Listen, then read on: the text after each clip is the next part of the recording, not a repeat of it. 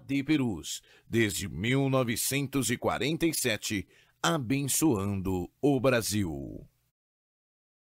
O YouTube ganha cada vez mais espaço como fonte de entretenimento, aprendizado e troca de informações. Tem muito conteúdo bom e outros que são perigosos e até malignos. Por isso, no canal oficial da AD Perus você encontrará cultos, pregações, louvores, agenda de eventos e muito mais. Vale a pena se inscrever e ativar o sininho. Assim, todas as vezes que tiver vídeo novo publicado ou estiver sendo feita uma transmissão ao vivo, a notificação vai chegar na palma da sua mão. Use as redes sociais para anunciar que Jesus salva, cura, batiza no Espírito Santo e breve voltará.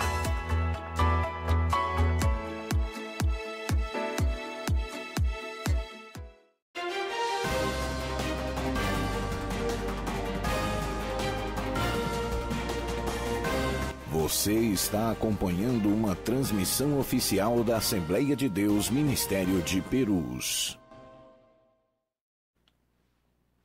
Olá, tudo bem? A paz do Senhor Jesus. Eu sou o pastor Edson Arantes e nós estamos hoje no programa A Bíblia Fala, hoje com a ausência do apresentador Fernando Sartini, que está aí fazendo outras questões aí para a nossa igreja, numa correria aí, dando uma assistência aí para algumas famílias, e hoje ele nos incumbiu de estarmos aqui no programa A Bíblia Fala. Que Deus continue te abençoando, nós queremos louvar a Deus, você, espectador da TV AD Perus, muito obrigado. Alcançamos 160 mil inscritos no nosso canal do YouTube. Você ainda não se inscreveu? Vai lá, se inscreva, ative o sininho, dê o seu like também, para nós é uma honra. Se você também já é inscrito, mas se você quer nos ajudar para divulgarmos, para alcançar mais e mais vidas através das programações da TV AD Perus, você pode pegar o link do YouTube, do nosso canal AD Perus Oficial,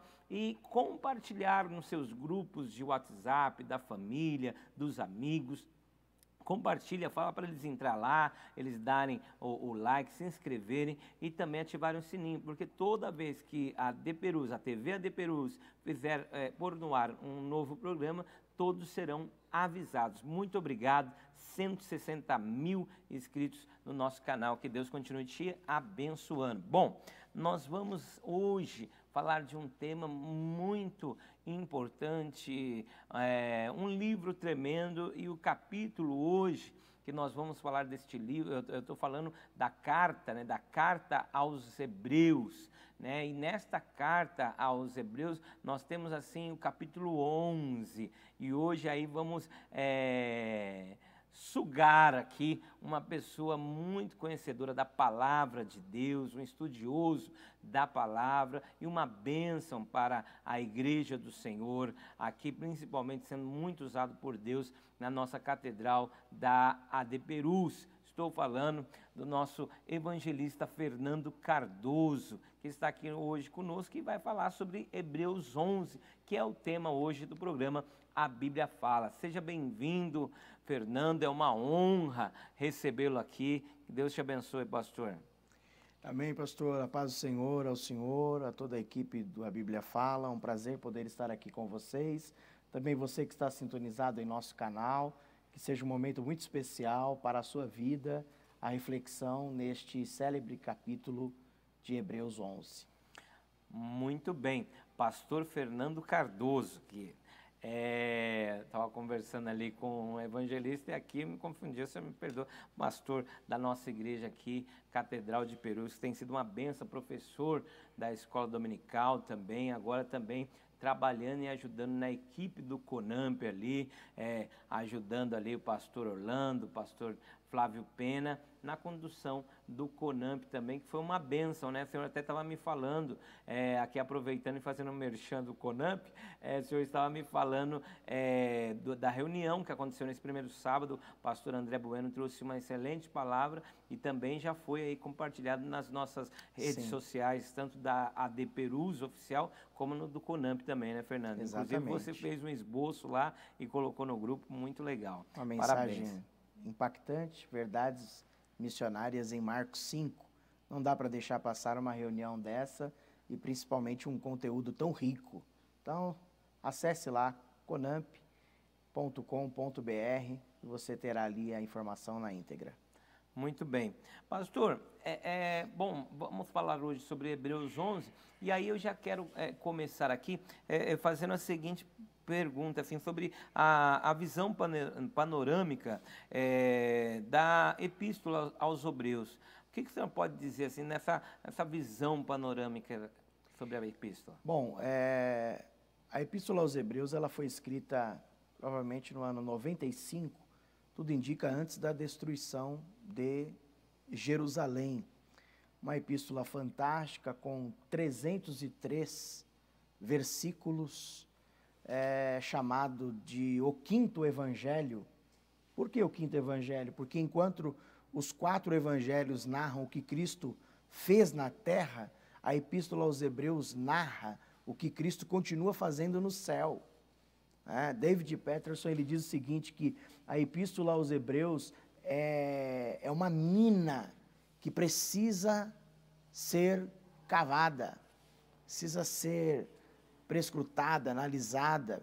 E a gente olha para essa epístola, existem muitas particularidades. Por exemplo, nas suas palavras-chave, melhor, exortação, deixemos, corramos, expressões como a palavra melhor, são palavras que aparecem muito nessa epístola, né? E também é um tratado explicativo de uma mente que tinha o Pentateuco ali diante dos seus olhos. Você coloca o livro de Levítico e coloca a Epístola aos Hebreus, ambos se harmonizam com uma explicação muito linda mesmo. Então, de uma forma geral, é uma epístola bastante cativante. A gente tem aí, quando a gente fala sobre os primeiros capítulos de Hebreus, a gente lembra da superioridade de Cristo.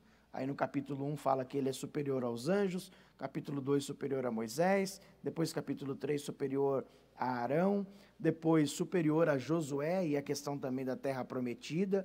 E quando ele vai tratar sobre a questão de Arão, ele fala que Jesus não é nosso sumo sacerdote segundo a ordem de Arão, ele é segundo a ordem de Melquisedeque, né? O cumprimento da profecia do Salmo 110 e o versículo de número 4.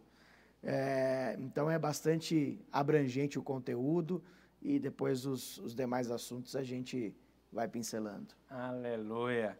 Já estava aqui, já me confortando aqui na cadeira, estou deixando o senhor falar. Aí era interromper aqui para a gente dar sequência, que tem muita coisa aí para ser falada aqui. Já estava degustando só capítulo por capítulo, o senhor já falando aí dessa tipologia, dessa simbologia de Jesus superior a todos esses citados. Bom, qual o motivo do escritor? Que ele é desconhecido, existem as suspeitas, e eu quero acrescentar aqui, se o senhor tem assim, um palpite de quem que é realmente o escritor, pelos seus estudos, pelas suas pesquisas, né? Quem foi o escritor de Hebreus, já que ele, né, é desconhecido, até então muitos atestam que é né, mas todavia não foi assinado essa epístola. Então, o que levou esse autor a ter mencionado esta nuvem de testemunhas? Nós estamos falando aqui, para você que está chegando agora, da Epístola aos Hebreus, e especialmente o capítulo 11, que é fantástico. Eu creio que todo mundo, as pessoas vão falar dos livros da Bíblia. Qual livro e qual capítulo que você gosta mais desse livro?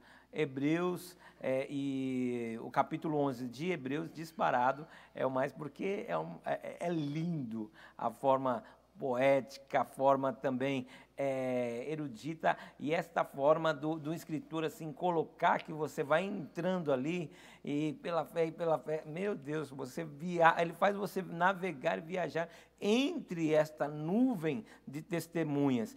E qual que é o motivo dele ter mencionado esta nuvem de testemunhas? Bom, em primeiro lugar, a gente olha para o propósito desse escrito, em que nos mostra um objetivo bastante atual, que é para o crente não retroceder. Para o crente não retroceder. O capítulo 11, ele vem trazer exatamente isso. Ele vem terminando o capítulo de número 10, no versículo de número 39, dizendo que nós não temos uma disposição, a nossa alma não é como a daqueles que recuam, que retrocedem, mas daqueles que perseveram para a conservação da alma. Então ele escreve o capítulo de número 11, trazendo exatamente isso, para nós não retrocedermos.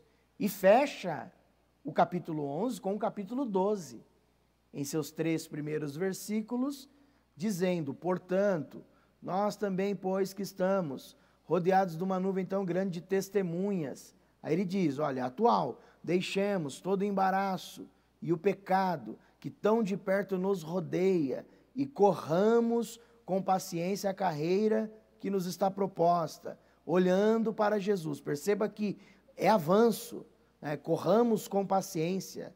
Então, você não consegue correr se você não deixar, você não consegue correr se você não caminhar, você não consegue caminhar se você não se desprender dos embaraços, você não consegue prosseguir se você não olhar para Jesus. E aí ele termina dando o exemplo de Jesus, o qual, pelo gozo que lhe estava proposto, suportou a cruz, desprezou a afronta e está sentado à destra do trono de Deus. Agora, concernente à autoria, é uma coisa de especulação para os mestres, né? É um Paulo que vem lá da tribo de Benjamim, que ele dá uma pincelada em Filipenses 3, sobre toda a sua raiz genealógica, né? Sobre toda a sua história. É um possível candidato. É um Barnabé, né? Que tem também toda uma participação especulativa. Você é um levita, né? Sim, é um casal, Priscila e Áquila, eruditos, né? Poderoso nas escrituras, conhecia o batismo de João, eloquente, né? São pessoas que, quando Paulo chega, eles já estão trabalhando, mas quando se encontram, Paulo ensina eles mais pontualmente o caminho do Senhor e acabam se tornando casais de apoio para o ministério de Paulo e entra na lista de Romanos 16. Está aí, Romanos 16, um bom capítulo para se estudar, o capítulo do agradecimento daqueles que trabalharam. Paulo deixa ali Priscila e Áquila, diz assim, saudai a Priscila e Áquila, que são meus cooperadores em Cristo. Olha a história que ficou desse casal. Sim. Então, Barnabé, Paulo, Priscila e Áquila, né? Alguém diz também sobre Lucas. Então, não vamos afirmar, não vamos, até porque os livros já nos dão esse parecer, os mestres já nos dão esse parecer. É desconhecido. Vamos ficar no desconhecido, mas conhecendo o seu autor, que tudo se torna claro. Se a gente conhecer o autor, na inspiração já está bom. Porque é muito profundo, né? É muito profundo. Essa carta é muito profunda. E então, vamos lá, pegando aqui um pouquinho dessa questão da divisão entre capítulos e versículos da Bíblia. Então, assim, se você estivesse na época quando fizeram essa divisão de capítulos e versículos, você teria assim, não, vamos deixar o finalzinho do capítulo 11 com esses 3 versículos, a gente começa depois, porque ali é muito interessante, né? É algo que eu vejo também, por isso que às vezes algumas suspeitas, né, que Paulo ali teve a sua contribuição, porque ele faz a mesma coisa em 1 Coríntios, no capítulo 12, quando ele está falando sobre os dons espirituais, e aí o último versículo ele vai falar, mas eu tenho um caminho mais excelente, né? Que Exato. daí começa o capítulo 13. Se eu falasse a língua dos homens, dos anjos. Exatamente. E aí, ou seja, entende-se ali que aquele versículo ele continua de certo, capítulo 12, porque ele está falando sobre a importância para a edificação da igreja, sobre os dons de poder, os dons do Espírito Santo, mas aí ele falou assim, mas eu tenho um caminho mais excelente, porque o amor, Exatamente. olha, se tiver o dom, mas não tiver o amor, então é uma coisa interessante que dá esse entendimento aí que o que aconteceu no capítulo 11 e depois o capítulo 12 de Hebreus também, essa continuidade muito bem aí explanada pelo Senhor. Bom, este é o maior capítulo da epístola e sendo ele, então, o maior capítulo, se o senhor, pastor, pudesse dividi-lo, como ficaria a divisão?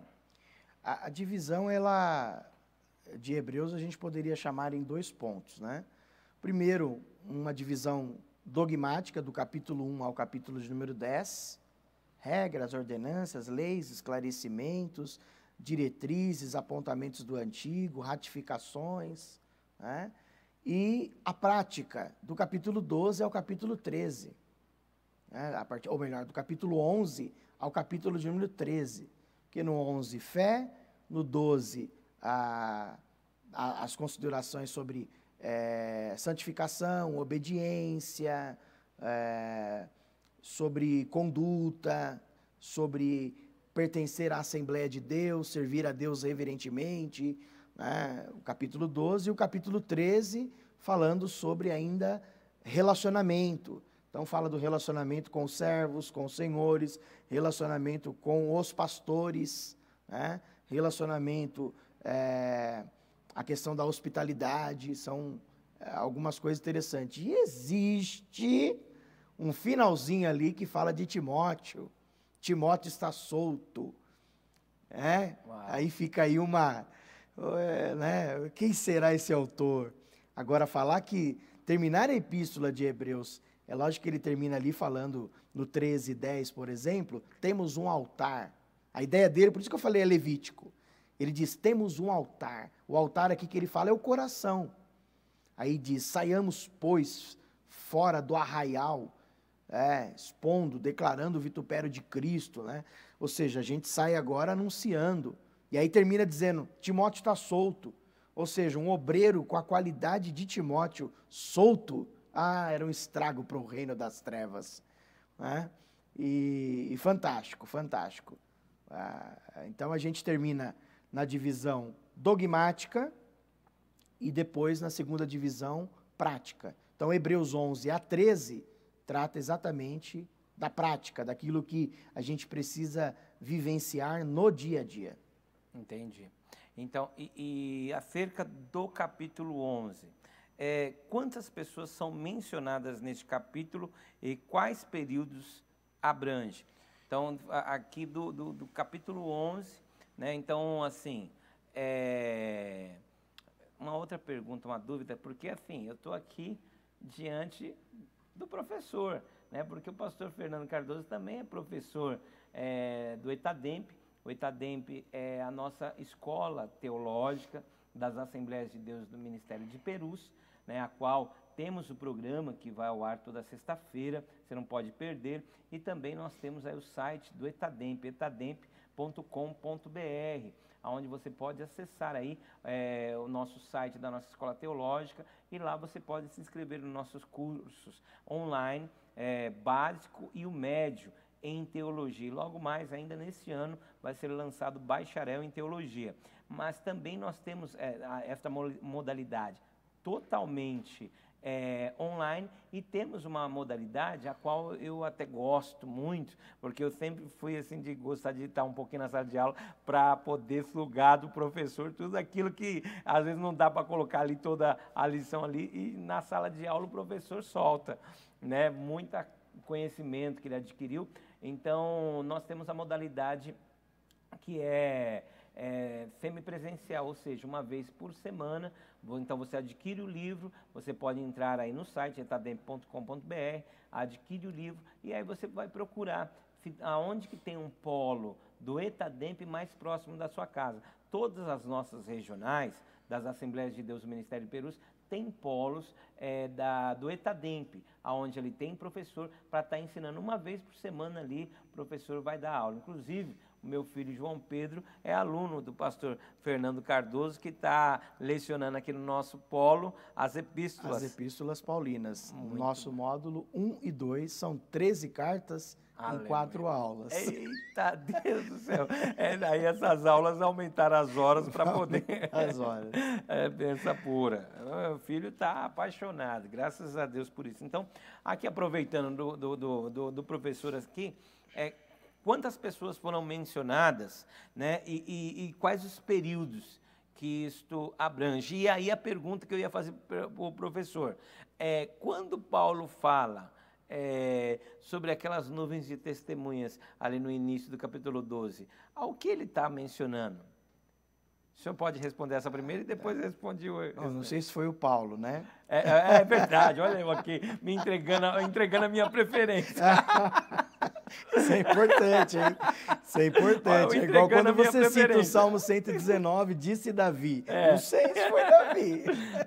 Estou dando a minha preferência aqui. Então vamos lá. Para que a gente entenda a questão do contexto de Hebreus 11, ao ler Hebreus 12, exatamente, ele fala sobre a nuvem de testemunhas citada no capítulo anterior. Então ele diz, portanto, é uma conclusão de tudo que ouvimos, de tudo que foi apanhado pelo escritor. Portanto, nós, pois, também.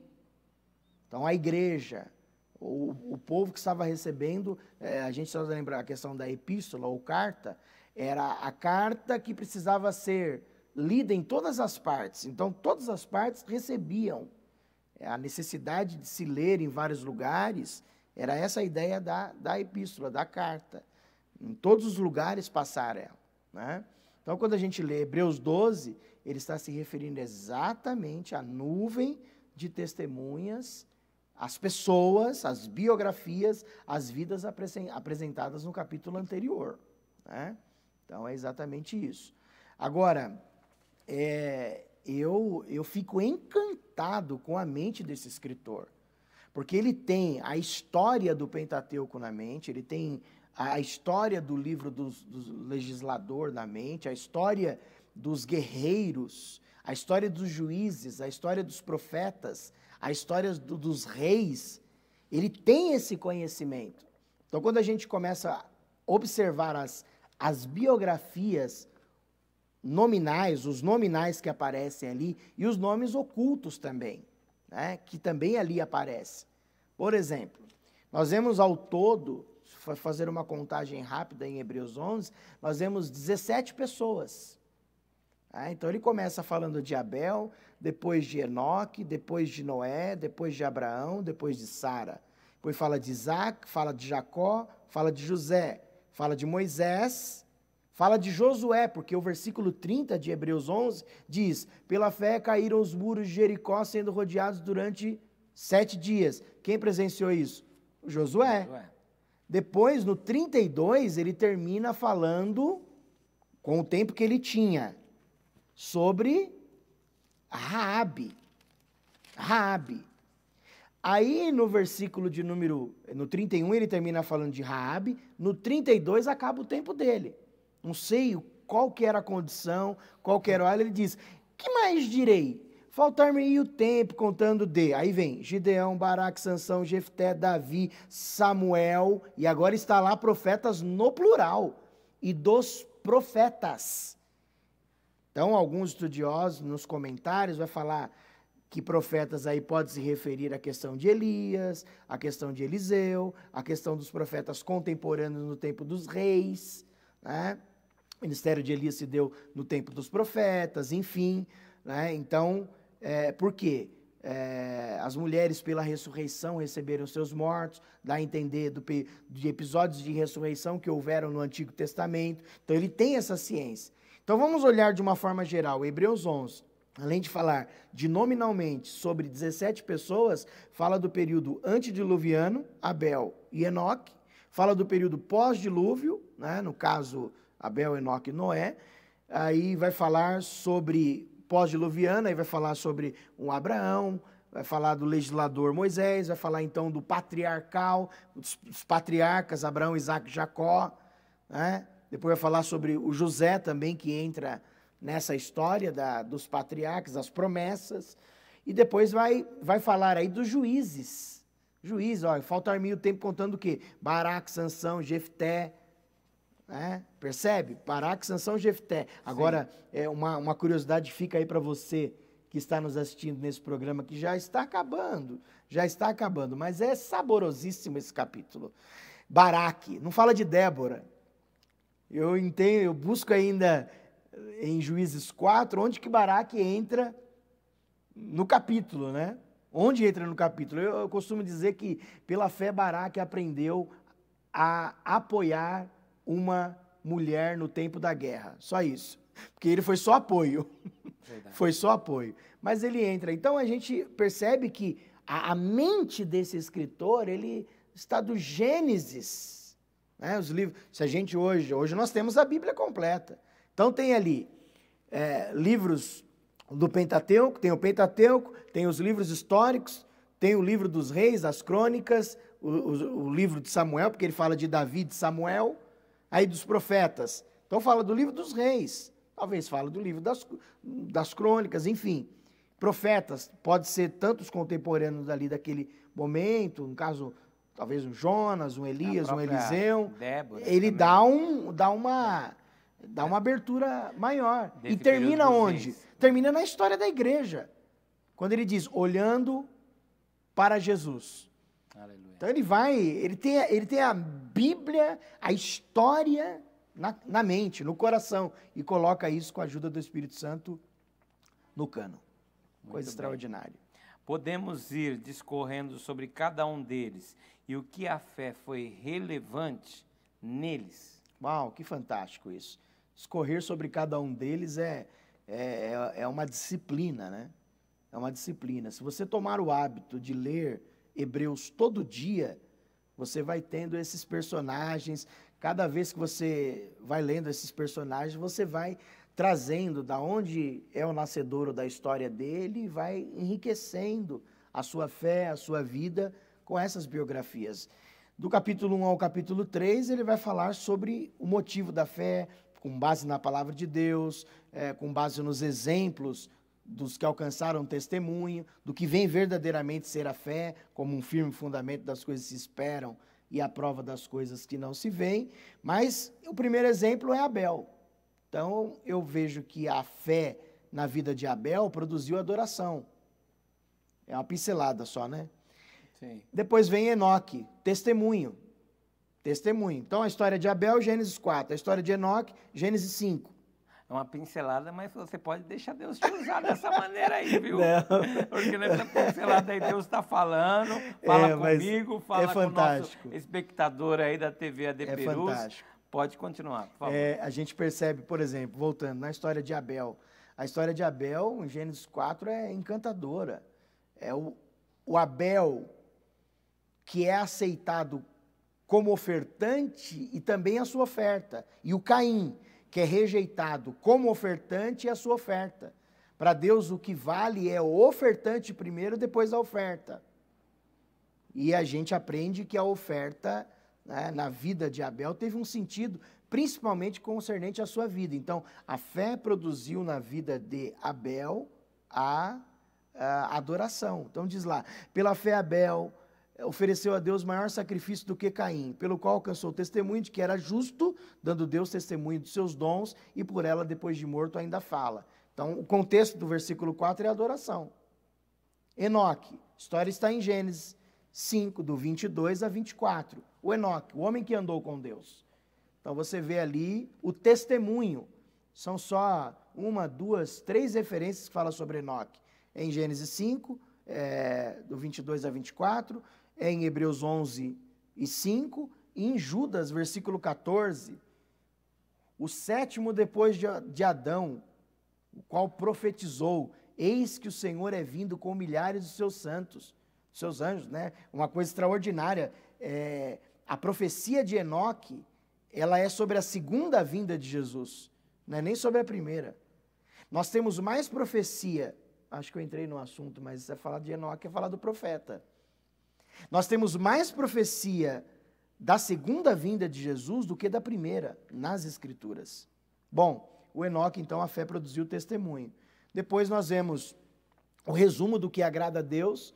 Ora, sem fé é impossível agradar, porque é necessário que aquele que se aproxima creia que ele existe e que é galardoador daqueles que o buscam. Fala de uma fé que é o elemento que agrada a Deus. Isso é importantíssimo. Por isso que Jesus, ao orar por Pedro, quando Satanás tenta cirandar a vida dele, peneirar, a destruir a vida dele, primeira coisa que Jesus diz em Lucas 22:31 a Pedro é isso: eu roguei por ti para que a tua fé não desfaleça.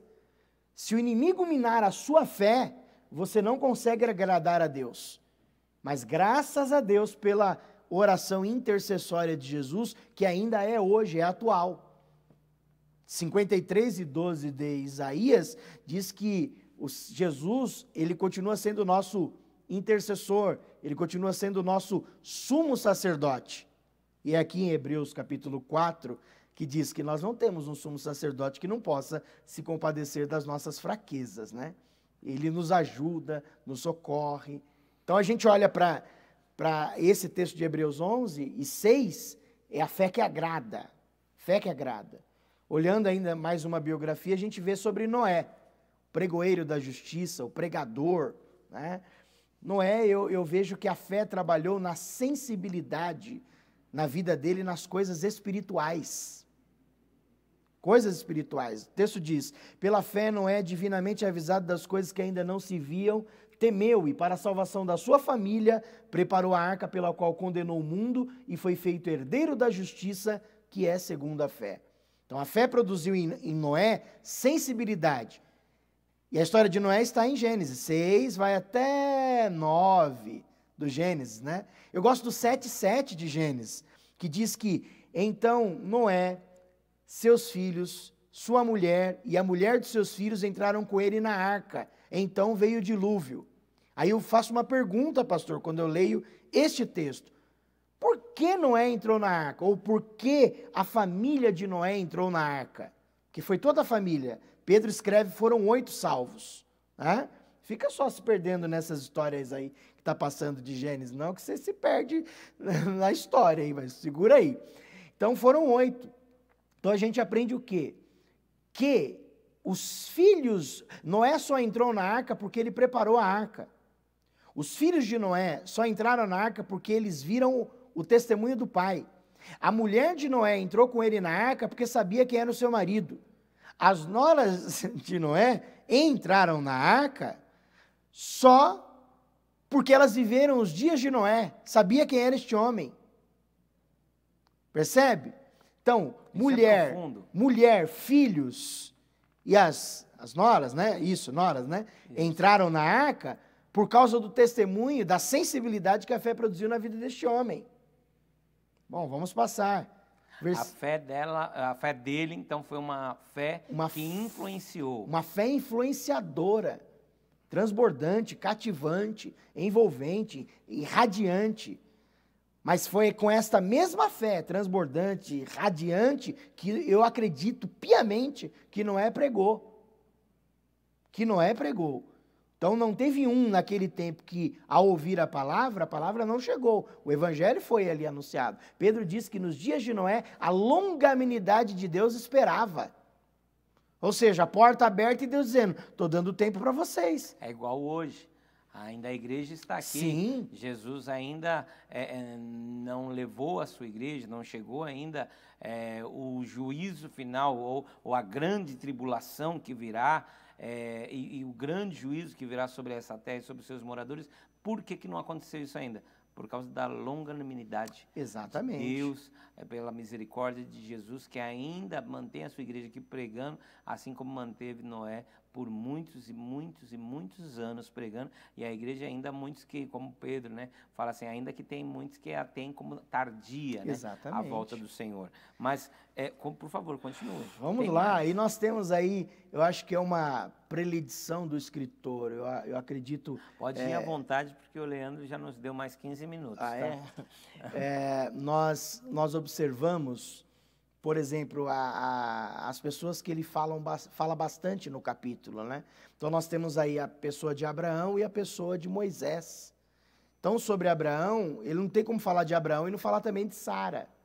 Então, ele começa a partir do versículo número 8, falando da fé de Abraão, depois ele continua falando do desapego de Abraão, depois ele continua falando sobre a oferta de Abraão. Então, não dá para a gente discorrer tudo, né? Mas a gente vai percebendo que ele trata algumas características de Abraão muito lindas. Por exemplo, no versículo 8 ele vai dizer, pela fé Abraão obedeceu e saiu para um lugar, saiu sem saber para onde ia. Aí ele diz, pela fé habitou na terra da promessa, como em terra alheia, morando em cabanas com Isaque e Jacó, herdeiros com ele da mesma promessa, porque esperava a cidade que tem fundamentos, da qual o artífice e construtor é Deus. Ele continua dizendo, pela fé também a mesma Sara recebeu a virtude de conceber e deu à luz já fora da idade, porquanto teve por fiel aquele que lhe tinha prometido. Continua falando de Abraão, pelo que também do Abraão, e este já amortecido. Aí eu faço uma ponte com Romanos 4:18, que Abraão foi fortificado na fé, dando glória a Deus. Então, ele creu contra a esperança. Se você anotar depois 4, do 18 a 19, você vai ter essa noção que é o mesmo assunto de Hebreus 4:12.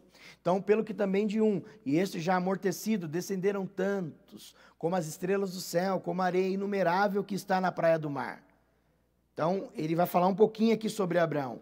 E agora ele vai falar sobre a mentalidade de quem não retrocede. Porque os que isto dizem claramente mostram que buscam uma pátria. Se na verdade se lembrasse daquela de onde haviam saído, teriam oportunidade de tornar. Mas agora desejam uma melhor, isto é, a celestial, pelo que Deus não se envergonha deles de chamar seu Deus, porquanto já lhes preparou uma cidade. Ele continua falando de Abraão agora. Pela fé ofereceu Abraão a Isaque quando foi chamado, quando foi provado. Sim, aquele que receberá as promessas ofereceu o seu unigênito, sendo-lhe dito, em Isaque será chamada a tua descendência, considerou, pois, que Deus era poderoso para o ressuscitar dos mortos, e daí também, em figura, ele o recobrou. Ele encerra falando de Abraão aqui, colocando Sara. Então, a fé produziu em Abraão obediência, sacrifício, submissão. Em Sara, produziu o crer, né, a fé para crer no milagre, quando diz que ela, pela fé também a mesma Sara, recebeu a virtude de conceber, né, sendo já fora da idade, porquanto teve por fiel aquele que lhe tinha prometido, vai falar de uma fé de crer no milagre. E a história de Sara é em Gênesis 21. Em 18 ela ri, e Abraão também ri. Só que no 21, 3 e 4, ela levanta o Isaque e diz assim, todo mundo que me vê agora vai rir. Então, a risada de Gênesis 18, Deus não levou em consideração, mas Deus queria que levasse em consideração a risada de Gênesis 21. Às vezes nós estamos na nossa vida no capítulo 18, rindo das promessas, rindo, será que vai acontecer? Mas Deus quer nos passar algumas páginas para que o 21, eu quero que você se alegre com as promessas que ainda vão se cumprir. Depois ele continua dizendo, pela fé Jacó, próximo da morte, fez menção da saída dos filhos de Israel e adorou encostado à ponta do seu bordão. Então, a fé produziu na vida de Jacó resiliência, patriarca. Meu Deus do céu, que história linda a história de Jacó. Depois, continua falando José. Pela fé, José, próximo da morte, abençoou cada um dos filhos, pela fé, José, próximo da morte, fez menção da saída dos filhos de Israel e deu ordem acerca dos seus ossos. Ou seja, não vai ficar nenhum osso aqui. E é lindo que essa história a gente vê discorrer no final do livro de Josué, que quando fala da conquista, da decisão de Josué, fala, olha, não vai ficar aqui os ossos de José, e os ossos de José são levados. Então essa peregrinação no deserto de 40 anos, de 40 anos que houve lá no deserto, vai terminar na história de Josué dizendo assim, lembra da promessa que foi feita lá atrás, que não ficaria os ossos? Durante 40 anos alguém foi responsável em carregar os ossos de José. E quem é que entrou depois na Terra Prometida? Só o Josué e o Caleb e os que nasceram depois. A nação antiga pereceu tudo, né? Deus esteve desgostoso com a nação, conforme o Salmo de número 95. Então a gente vê a história de José também, que a fé produziu na vida dele santidade. Santidade. Início de vida, meio de vida, fim de vida. Uma vida santa. José, Moisés, Davi são tipos de Cristo na Bíblia. Então alguns fatos que aconteceram na vida deles se assemelham muito a Cristo. Bastante interessante. Aí ele começa a falar de um outro personagem que ele também fala bastante. Moisés, nas suas 3 fases. Então ele começa falando, pela fé Moisés, sendo nascido, foi escondido 3 meses por seus pais, porque viram que era um menino formoso e não temeram o mandamento do rei. Pela fé Moisés, sendo já grande, recusou ser chamado filho da filha de Faraó, escolhendo antes ser maltratado com o povo de Deus do que por um pouco de tempo ter o gozo do pecado, tendo por maiores riquezas o vitupério de Cristo do que os tesouros do Egito. Aí ele continua falando dos feitos de Moisés. Pela fé, Moisés celebrou a Páscoa e a aspersão do sangue para que o destruidor dos primogênitos lhes não tocassem. Pela fé passaram o mar vermelho como por terra seca, o qual, intentando os egípcios, se afogaram. Então aqui ele termina falando de Moisés sobre a sua submissão. Eu lembro de Moisés lembrando da submissão que a fé produziu, mas eu também lembro de Moisés produzindo na vida dele, pastor, e você que está nos assistindo, sobre a sua mansidão. Não podemos desconsiderar o que a Bíblia diz sobre a biografia dessas pessoas. Moisés foi chamado, segundo Números 12, do homem mais manso da terra, né? Foi o homem mais manso. Então a fé produziu na vida de Moisés também mansidão. É um outro personagem que nos encanta em toda a Bíblia, que é falado bastante, né? Depois nós terminamos lembrando do versículo 30, pela fé caíram os muros de Jericó, sendo rodeados durante 7 dias. Aí está falando aqui de Josué. A fé produziu na vida de Josué o quê? Determinação. Aí você vai procurar a vida de Josué, é uma coisa fantástica. É lógico que a fé na vida de Josué também é um processo de construção. Eu só vou pedir para depois você anotar e ler com um pouquinho mais de cuidado. Josué foi servo de Moisés, e é assim que começa Josué 1:1. O Senhor falou a Josué, servo de Moisés. Só que quando em 24 de Josué, se não me falha a memória, acho que o versículo 29, depois o senhor me corrige, pastor, se estiver errado, 24, 29 de Josué, termina que Josué agora é servo do Senhor. Então em Josué 1:1, Josué é apresentado como servo de Moisés. E termina o capítulo de número 24, dizendo que ele agora é servo do Senhor.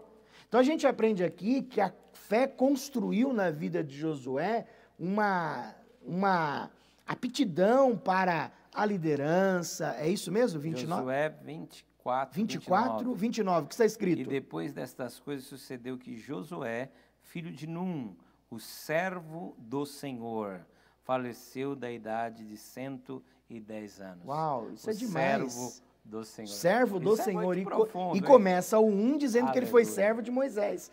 Você nunca vai ser servo do Senhor se não aprender a ser servo do seu líder. Isso é importante. É o princípio de liderança, né? Princípio de liderança. A propósito, com o pastor Edson, eu tive muitos aprenda Não dá para mim anotar aqui, senão eu... Muitos aprenda camp, e um dos primeiros nas minhas anotações pessoais foi exatamente sobre liderança. Você não consegue ser líder se você primeiro não aprender a ser servo. Bom, versículo 31 vai falar sobre Raabe. Que história linda, não é? Em Josué, capítulo 2, e vai até o capítulo 6, né? Capítulo de número 6. Inclusive, o pastor Gerson, na nossa reunião de segunda-feira de oração, ele deu uma saudação sobre Raabe. Foi muito interessante. Então, a gente vê a história de Raabe, que a fé produziu na vida de Raabe a beleza da libertação. A fé produz o crer para a libertação, o crer para a mudança. A fé muda, a fé transforma. Tudo pode ser mudado mesmo se a gente crer, conforme diz Marcos 9, 23. Tudo é possível ao que crê. Então a fé tem esse poder de mudança. E mudou a vida de Raabe. Primeiro por causa da notícia, porque a ideia da notícia chegando que Jericó ia ser destruída, vai nos mostrar o quê? Que a fé vem pelo ouvir a palavra de Deus. Então, o episódio de Raabe é muito bem assemelhada com Romanos 10 e 17, que vai falar que a fé vem pelo ouvir e ouvir a palavra. Bom, das outras biografias, se o escritor lá não teve tempo no 32, eu também não vou ter tempo aqui. Ó. Nosso horário já está terminando, faltam poucos minutos para nós terminarmos o programa, mas se você puder anotar essas biografias, escreve, vai na Bíblia, vê onde está atrás. Então ele diz no versículo 32, que mais direi? Faltar-me o tempo contando de Gideão, Josué, Juízes 6, Baraque, Juízes 4, Sansão, Juízes 13 a 16, Davi, no caso, muitos escritos, Primeiro, né? Segundo Samuel, Primeiro, segundo Crônicas. Samuel, Crônicas, meu Deus do céu, Atos, enfim, muitas coisas fala sobre Davi. Depois vai falar sobre profetas, né? Falar sobre os profetas, são muitos os escritos. Bom, essa foi uma pincelada, pastor. Muito bom. Bom, aqui eu vou ler aqui os versículos 33 Sim. ao 35, parte C, e depois os versículos 35, parte D, ao 38, de Hebreus 11, que é hoje o tema aqui do nosso programa. A Bíblia Fala, mais uma vez justificando, o nosso pastor Fernando, que é aqui o sumo apresentador do programa A Bíblia Fala. Ele não pôde, ele está atendendo aí algumas necessidades da igreja. Tivemos aí muitas chuvas na cidade de São Paulo, onde algumas famílias foram acometidas aí de infortúnio em virtude dessas muitas chuvas, e o pastor André Bueno, que é o diretor da TV AD Perus, juntamente com o pastor Fernando, estão dando aí, né, um suporte aí para as famílias, coordenando pessoas aí, ajudando sempre a Assembleia de Deus Ministério de Perus, juntamente com a Associação Azarias, tentando aí trazer, né, ajuda social, humanitária a todas as famílias, não só aqueles que são membros da igreja, mas aqueles que necessitam. Sempre a gente está procurando ajudar, e temos pastores excelentes como esses aí fazendo esse serviço, sempre na orientação do nosso pastor presidente, pastor Elias Cardoso, e da missionária Lígia Cardoso também, que é a comandante do nosso braço social, que é a Associação Azarias. Bom, eu vou ler aqui então o versículo 33 ao 35. E aí, por quê? Eu vou perguntar, como explicar aos crentes a diferença que existe entre os relatos, que agora, primeiro relato, qual é a diferença? Como explicar aos crentes, professor, a diferença que existe entre estes relatos? Os quais pela fé venceram reinos, praticaram a justiça, alcançaram promessas, fecharam as bocas dos leões, apagaram a força do fogo, escaparam do fio da espada, da fraqueza tiraram forças, na batalha se esforçaram, puseram em fugida os exércitos dos estranhos. Verso 35, as mulheres receberam pela ressurreição os seus mortos. Uns foram torturados, não aceitando o seu livramento. Agora vou para outra parte aqui, do segundo relato. Aí eu vou pôr aqui. Não aceitando, né? Não aceitando. Deixa eu achar aqui, peraí. 35. Os seus mortos. 35. Os seus mortos, uns foram torturados, não aceitando o seu livramento para alcançarem uma melhor ressurreição. E outros experimentaram escárnios e açoites e até cadeias e prisões. Foram apedrejados, cerrados, tentados, mortos ao fio da espada, andaram vestidos de peles de ovelhas e de cabras, desamparados, aflitos e maltratados, homens dos quais o mundo não era digno, errantes pelos desertos e montes e pelas covas e cavernas da terra. Então aqui foi lido duas porções, dois relatos aqui. Então, para você só ter uma ideia, versículos 33, 34 e o versículo 35, até essa parte, o versículo 35, as mulheres receberam pela ressurreição os seus mortos. Aí, nós vamos aí depois do ponto e vírgula e começamos o segundo relato, essa parte do versículo 35, uns foram torturados, não aceitando o seu livramento para alcançar uma melhor ressurreição. E aí o versículo 36, 37 e 38. Então temos dois relatos aí. Então a pergunta é a seguinte: como explicar para o crente a diferença que existe entre esses dois relatos? Existe uma diferença, se a pessoa esmiuçar aí e der uma lida, tem alguma diferença aí em uma boa. E como explicar, né, estas duas questões aqui apresentadas, dois cenários apresentados aqui? Bom, você percebe, pastor, que estudar e analisar bem esse texto é importante para a nossa vida cristã. Porque quando nós nos propomos a falar hoje sobre Hebreus 11 no programa A Bíblia Fala, você tem que ir pelo que a Bíblia fala, não pelo que os outros falam. Então nós, de uma forma bastante simples, vamos mostrar a diferença desses relatos. O primeiro relato menciona uma dimensão da fé que traz livramento. Tenho fé e Deus pode livrar da boca do leão, apagar a força do fogo, na batalha me dar força para se esforçar, pôr em fugir dos exércitos estranhos. Percebe? Então existe uma fé que me dá livramento. Uma fé. Aí eu me recordo da pregação que nós tivemos há uns 2 domingos atrás, da missionária Eliana, falando sobre encorajamento, posicionamento e livramento, sobre os valentes de Davi. Foi uma mensagem impactante. Então é exatamente isso. Primeira dimensão do relato é uma fé que livra.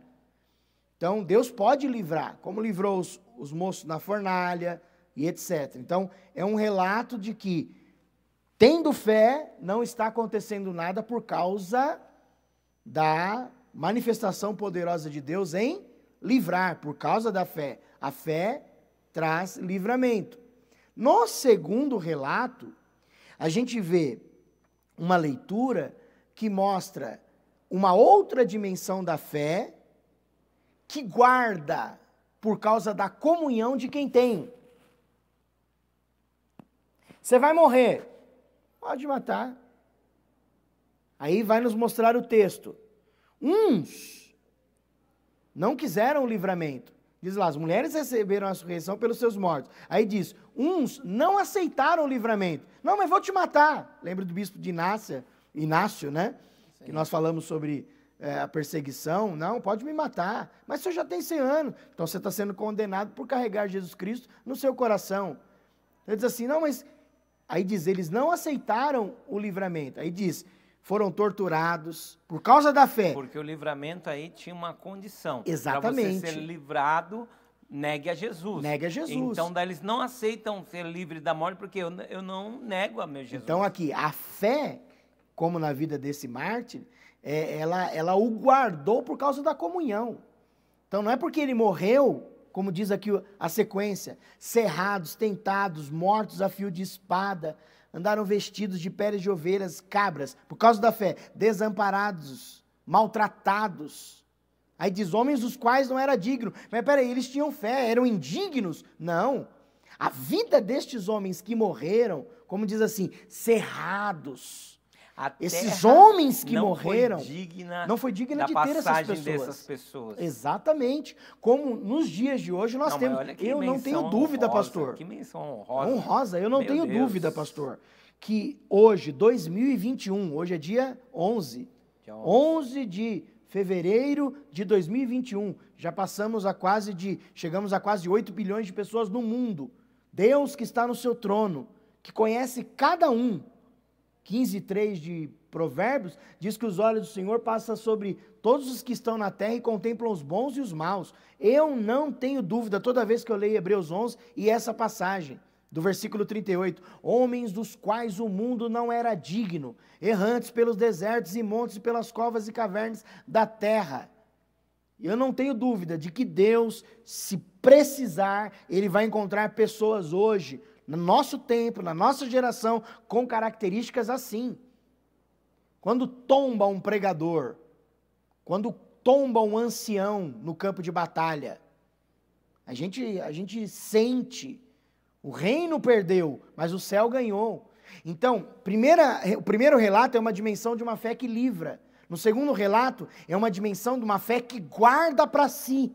É o cumprimento do Salmo 116:15. Preciosa é a morte dos santos aos olhos de quem? Aos olhos do Senhor. Por que é preciosa? Cessou o sofrimento aqui, mas vai esperar o tempo da ressurreição. Por que é preciosa? Porque vai acontecer a transformação do corruptível para o incorruptível e etc. Tem pelo menos aí umas 25 razões por que a morte é preciosa. O cristão é o dia que ele parte desta Exatamente. terra com o direito, né, da vida eterna, porque ele andou piamente nesta terra, obedecendo a palavra do Senhor e pela sua fé no Senhor, agora ele morreu. Parece que para alguns que é uma grande catástrofe, mas Exatamente. No mundo espiritual olha de uma outra maneira, né? O mundo espiritual olha como que se a pessoa venceu o deserto, venceu a tribulação. E a fé venceu, o guardou. E guardou, e agora ele vai tomar posse dos seus galardões. Olha 2 Timóteo 4. Combati o bom combate, acabei a carreira, guardei a fé. Esse guardou a fé, Paulo foi combatente até o fim da vida.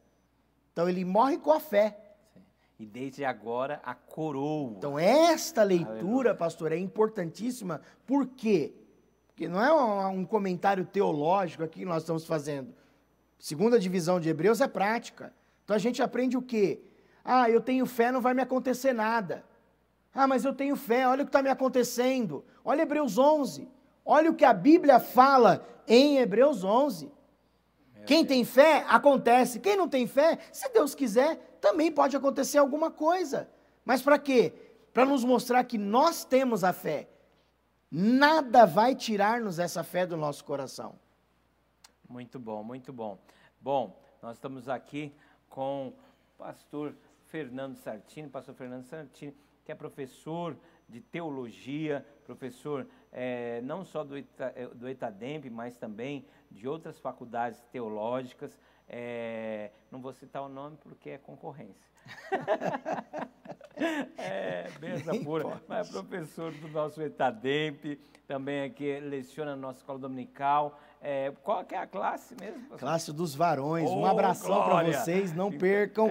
A próxima aula vai ser tremenda. Quero te convidar. Você que está nos assistindo, quer vir ter uma boa aula de escola dominical, uma aula de estudo bíblico mesmo, vem aqui para a catedral, aí se infiltra ali na classe dos varões, que vai ser bênção. Para você, irmã, também temos excelentes professoras aqui na nossa escola dominical, também as outras classes aqui, temos professores de nível superior aqui, dando aula na escola dominical, ensinando cada coisa poderosa. Você precisa de vir e ver. Bom, eu vou fazer aqui, vou me atrever a fazer uma última pergunta. O nosso horário já se foi, por mais que hoje eles aumentaram. O Leandro aumentou 15 minutos aqui o programa. Muito obrigado, Leandro. Que daí ele sabe que eu gosto também de falar um pouco. E também o tema hoje era muito propício, né? Quais os tipos de fé que é mencionado nas Escrituras e se a fé descrita em Hebreus 11 é a mesma que possuímos? Bom, interessante essa pergunta, né, pastor? Às vezes existe uma confusão. Então vamos lá, para Tito 2 e 4, nós vemos uma fé comum, a fé dada a todos os santos, que também é mencionada por Judas, para nós batalharmos por essa fé. Judas, versículo 3, né? Então a fé comum, Depois nós temos a fé como fruto, de Gálatas 5:22. Fé como dom, 1 Coríntios 12, que vai falar, e há outro, o dom da fé, no caso aí o fé para a operação de maravilhas, mas também a fé no sentido de Efésios 2:8, diz lá, fé é dom de Deus. Pela graça sois salvos, isso não vem de vós, é dom de Deus, né? Um presente de Deus. E nós temos aí a fé natural. É natural, apagou a luz, acendeu a luz, aquilo que as pessoas... Então a gente olha para as Escrituras e vê essa fé comum, a comum que foi dada aos santos. Então é uma fé bastante comum àqueles que confessam a Cristo como seu Senhor. Mas para dar uma base bíblica, né, para isso, vamos pensar, por exemplo, em dois textos. Primeiro, para terminar, 1 João 5:4, essa é a vitória que vence o mundo, a nossa fé. Isso envolve a fé que o Senhor deu. E quando Paulo escreve o tratado sobre a unidade, eu preso no Senhor, chamado pela sua vocação, ele vai dizer lá a partir do versículo de número 4 e 5, diz lá, um só Senhor, uma só fé, um só batismo, uma só esperança, um só Deus. Então, dentre os 7 elementos descritos da unidade que Paulo fala ali, o quinto é a fé, uma só fé. Então, a fé dos escritores aos Hebreus, no capítulo de número 11, é a mesma fé que me une a Cristo, me une também ao Senhor como irmão em Cristo e une a igreja do Senhor de uma forma geral. Então, quando nós lemos Hebreus 11, pela fé Abel, pela fé Enoque, pela fé Noé, pela fé Abraão, pela fé Sara, pela fé Isaac, pela fé Jacó, pela fé Moisés, pela fé José, pela fé Josué, pela fé Raabe, pela fé Sansão, Baraque, Jefté, Davi, Samuel, Elias, enfim, Jonas, também diz, pela fé Fernando, pela fé Edson, pela fé Valquíria, pela fé Paulo, pela fé André, pela fé Lucas. Então a gente vê que é a mesma fé. E esta é a vitória que vence o mundo, a nossa fé. Amém. Glória a Deus. Esteve aqui conosco o pastor Fernando Cardoso, hoje falando aqui no programa Uma Bíblia Fala, a Bíblia Fala. Eu já ia... Aí, ó, Leandro foi falar, pastor, não vai falar uma palavra na madrugada, aí, ó, ele já está dando risada, entrou na mente já. O programa é A Bíblia Fala, mas para aproveitar, não se esqueça, toda quarta e quinta-feira, a partir das 22 horas, o programa também, Uma Palavra na Madrugada. Hoje, o programa A Bíblia Fala vai ficando por aqui. Nós voltamos a semana que vem aí com o pastor Fernando Sartini, apresentador do programa A Bíblia Fala. Estive aqui com o pastor Fernando Cardoso e uma coisa aqui, para nos despedir, que coisa profunda, hein, pastor? O que o senhor falou aqui, eu creio que os pregadores aí de plantão já anotaram, E eu vou terminar aqui com esse versículo que é de Hebreus, que o senhor deu aí um panorama, e com esse versículo aqui do capítulo 13, que diz assim, sabei que já está solto o irmão Timóteo. Aleluia. Nós louvamos a Deus porque você também é um Timóteo entre nós e está solto aqui pregando e ensinando. Deus. Aproveite que nós temos esses homens de Deus aqui nos ensinando e nos falando sobre a palavra de Deus. Que Deus te abençoe em nome do Senhor Jesus. Pastor Fernando, suas considerações finais? Obrigado ao pastor Fernando Sartini, pastor Edson. Obrigado ao nosso pastor presidente, pastor Dr. Elia Cardoso, pela iniciativa da TV AD Perus, que tem alcançado milhares de vidas através de estudos, através de mensagens, conscientização, com uma programação bastante diferenciada. Até a próxima, permitindo Deus. Amém. Que Deus te abençoe também, em nome do Senhor Jesus. Continua nos seguindo nas redes sociais e se lembra de uma coisa, TV AD Perus, o sonho que se tornou realidade agora, 160K. Estamos indo para os 200. Já já chegamos lá. Deus abençoe. Até mais.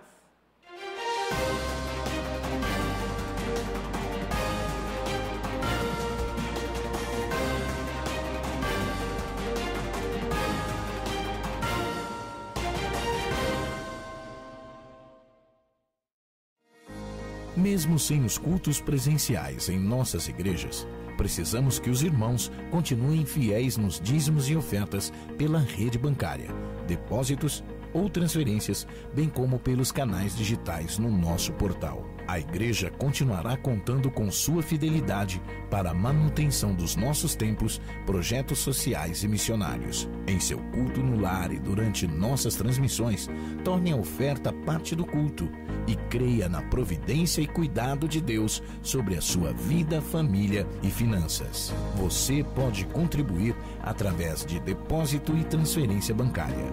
Banco Bradesco, agência 2216, dígito 0 e conta corrente 515, dígito 0.